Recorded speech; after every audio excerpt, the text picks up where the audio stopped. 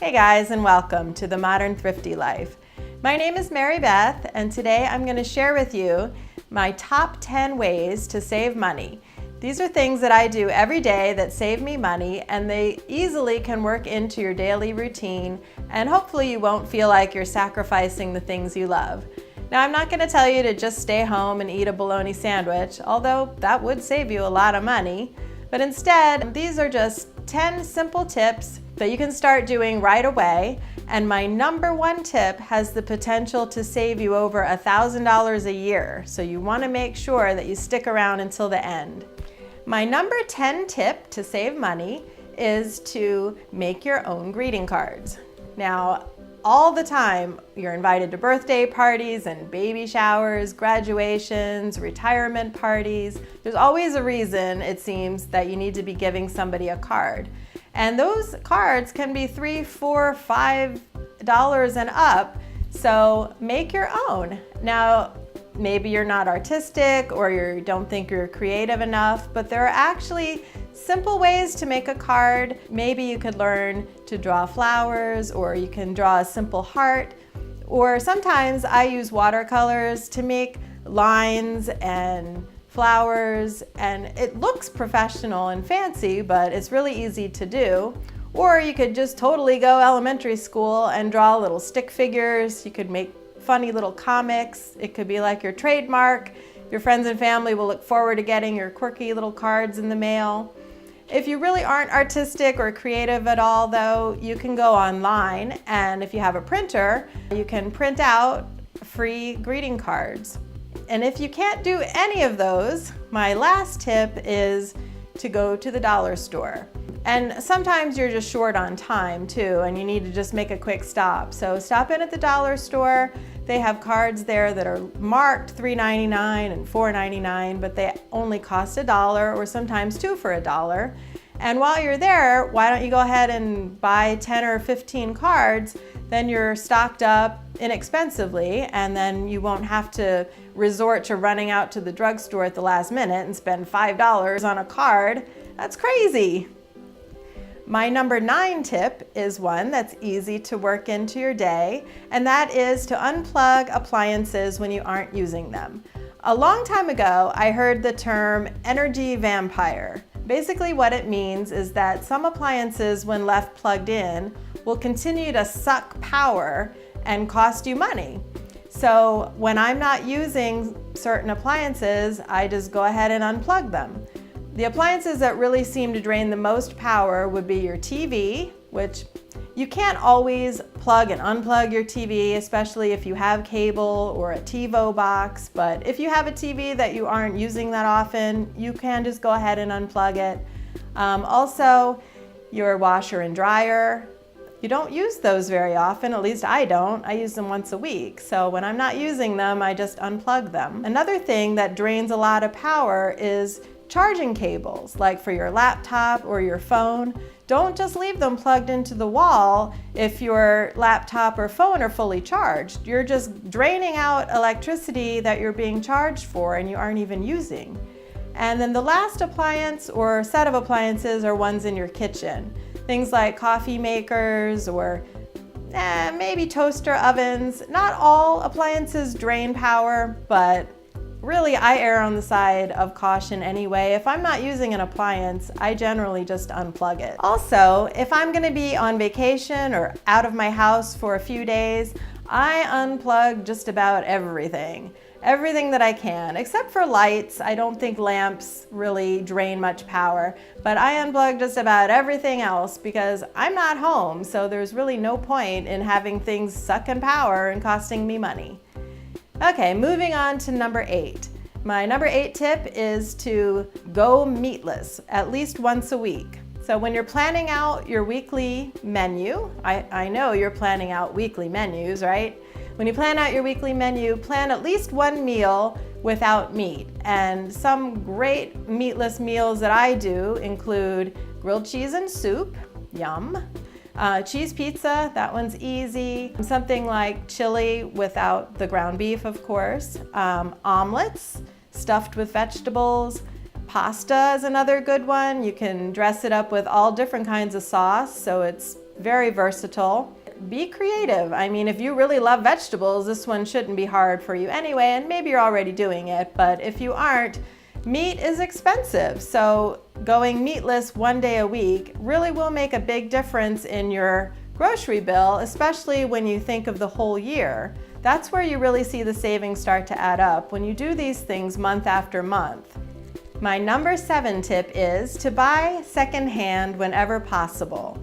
And again, I know that's obvious maybe for things like clothing, going to Goodwill and picking up a few things. That's great. If you make lists and think ahead, for instance, now it's almost September and we'll be heading into fall and winter soon. Now is a good time if you know your son or daughter is going to be outgrowing their winter coat or their snow boots. Now is a good time to start looking for those things secondhand. A lot of times I'll actually make a list of things that I'm looking for. So when I go to Goodwill or yard sales or flea markets, I kind of have an idea of what I'm looking for. And of course, clothing is great to buy secondhand. I love going to Goodwill and finding like all the big name brands that I'm getting for $2 and $4 when some sucker paid like $50 for. That just really makes my day. And also think bigger too. When you need a new appliance like a washing machine, a dishwasher, things like that, look around for a second hand whenever possible. Look on Craigslist or the neighborhood forum type sites that just about every neighborhood nowadays have. That will save you a lot of money, and believe it or not, a lot of times people get rid of appliances that aren't even that old. So you can get something that's only a few years old for less than half of what you would pay for it new. So buying secondhand is an excellent way to save a lot of money. Moving on to number 6. My number 6 tip to save money is to stock up on your favorite things when they go on sale. Now these are things that have a long enough shelf life that you'll use them up before they go bad. But when my favorite cookies or crackers go on sale, like buy one, get one free, I'll buy 4 or 6, and that way I have them. I'm saving money in the long run, and it's a win-win. I mean, I'm not saying to go crazy and become one of those crazy people that you see on TV where they have their garage or their basement 20 bottles of shampoo and 50 bottles of Windex. I just mean when things are on sale, take advantage and buy what you can and what you can reasonably store, and you will see savings add up again in the long run. And cleaning supplies, things like paper products also, those are good things that you should stock up on because you really don't want to run out of things like that either. So this is a good way to not only save money, but to also always be prepared. My number 5 tip is about eating out at restaurants. You still can eat out at restaurants. It's always a nice treat to be able to go out and let someone else cook and clean up for you, but you can still save money when you do it. One way is with coupons. Check the Clipper or other circulars that you might get in the mail. Also, you can check on Groupon. A lot of times there's a buy one, get one free entree or a free dessert or a free drink. Also, check out your local restaurants. Sometimes they'll have specials on Mondays or Tuesdays because those are usually slower days for restaurants. They want to try to encourage you to come in, so they'll give you a $6 pizza or free appetizer, something like that. So take advantage of those. If you don't have any of those available when you go to the restaurant, you can still save money by sharing an appetizer or two and then getting dessert. We do that a lot, and you end up walking away still feeling full. A lot of appetizers are almost as big as a whole meal. Or you can share one meal. That's another way to save money. Most restaurants are okay with that. They'll bring you an extra plate. Lastly, you can order and then take it home to eat it. That way you can provide your own drinks, which are always cheaper, and you don't have to tip anybody. So a family of 4 could easily save $10 or $12 or more just on the tip and drinks alone. So those are my tips for saving money when you're eating out. Number 4 is about driving less. I realize not everybody drives. If you live in a large city, you might not ever drive, but I live in the suburbs and I do have to drive almost everywhere I go. So one thing that I do is to save trips. is if you need to go to the grocery store, think of where else you can stop. What else do you need to take care of? And you can do that while you're out. Or if you have a dentist appointment or a doctor's appointment on the way home, is there something that you can do that you won't have to do another time and you're already out on your way? Another way to save with driving is carpool or share driving with a neighbor or a friend. If you're going to the grocery store, you can ask your neighbor, hey, do you want to come along and pick up a few things? Then maybe next time when they're going to the grocery store, they'll ask if you need a ride, or they can just pick up a few things for you. Another way is if anything is in walking distance for you, walk more or ride a bike. I do live in the suburbs and I still could walk to a grocery store in less than 20 minutes. Sometimes when the weather is nice and I need some exercise, I will do that. So that's another way to save money by driving less. Number 3, we're talking about appliances again. This time I'm going to tell you to use your appliances efficiently, such as the dishwasher, washing machine, and dryer. Those bigger appliances, they should always be used only when they're full. If you don't have enough for a full load of laundry, either ask others in your household if they have laundry to wash, or wait until you have enough for a full load. Sometimes you can get away with hand washing things in the sink too, and just hang them up to dry. And that's another thing, is using the dryer. Again, it depends on where you live, but if you live someplace where you can have a clothesline and only when the weather's nice, but you can hang your clothes outside and not have to use the dryer. Same with the dishwasher. Always run it when it's completely full, or make sure you check to see if your dishwasher has a light load or a half load setting. That will usually take half the time to run, therefore using less power.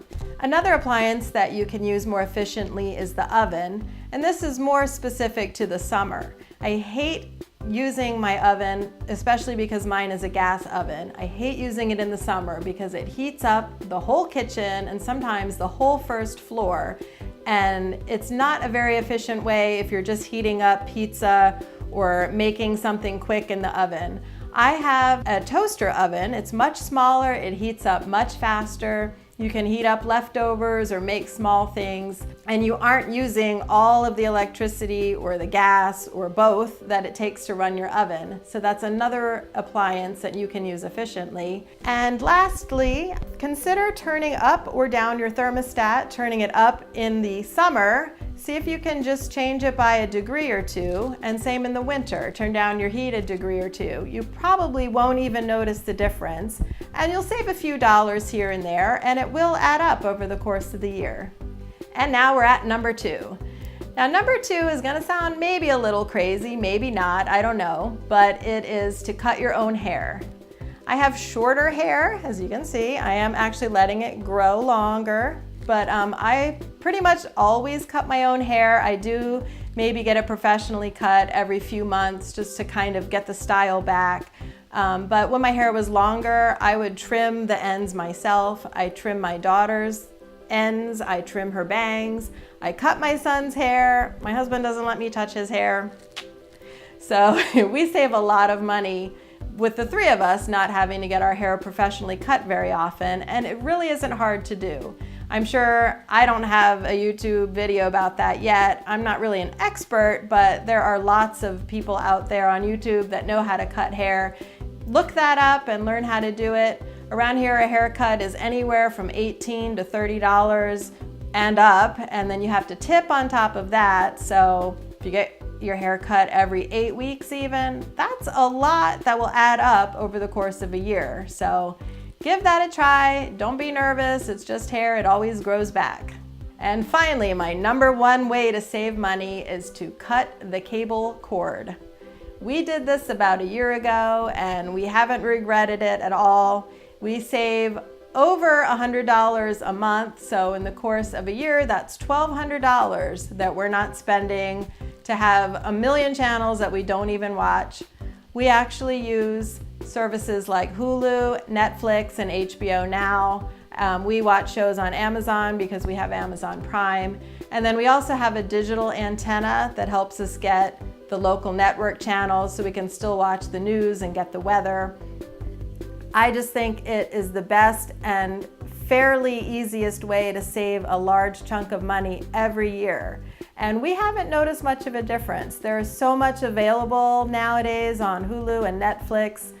We don't even miss the regular channel. We don't even miss the regular cable TV channels. And we're a lot happier at the end of the year when we have $1,200 to spend on something else. So those are my top 10 ways that I save money. I hope that you can incorporate them into your daily routine and save money too.